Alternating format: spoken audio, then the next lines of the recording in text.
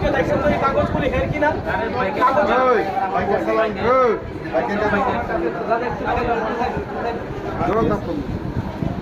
কি বলে দেখেন তো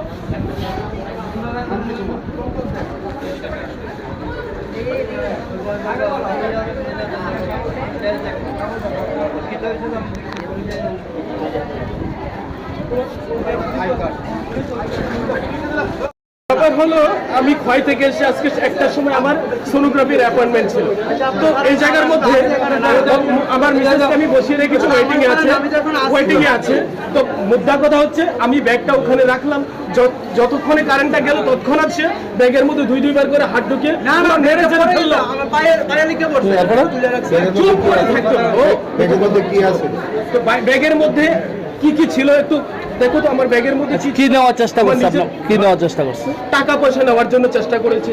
কি বলতেছেন এইসব কথা? টাকা পয়সা নেওয়ার জন্য চেষ্টা করছে। তারপরে তো এখন আমি এখানে সঙ্গে সঙ্গে যখন আমি ওকে দেখলাম যে আমার ব্যাগের মধ্যে মারাত্মকভাবে সে খোঁজাখুঁজি করছে, তখন আমি তার সঙ্গে সঙ্গে ওকে ধরলাম। আমি এখানে পয়সা ধরলাম। বাজের কথা আমি এখন দেখছেন ব্যাগের মধ্যে এখন আমি দেখছি না। একটু দেখবা তো আমার নাম ব্যাগটা মারতেছে।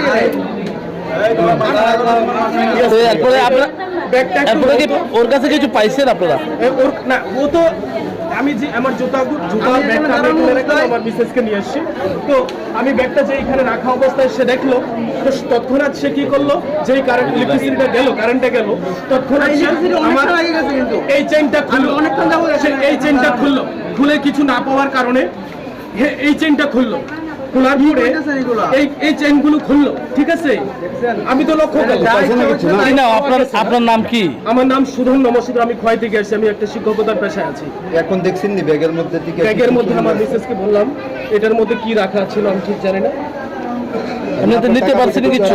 টাকা পয়সাগুলি আমার নিজের মানি ব্যাগে ছিল। এটা একটা ইয়ে ছিল, কি বলে, এটা একটা রিপোর্ট আমি কালেক্ট করেছি, আমার HIV রিপোর্ট। আমার ব্যাগটা পায়ে পড়তে আমি তুলে রাখছি। তোমার প্ল্যান সাকসেস করতে গেলে অনেকক্ষণ দাঁড়াইতে হয়।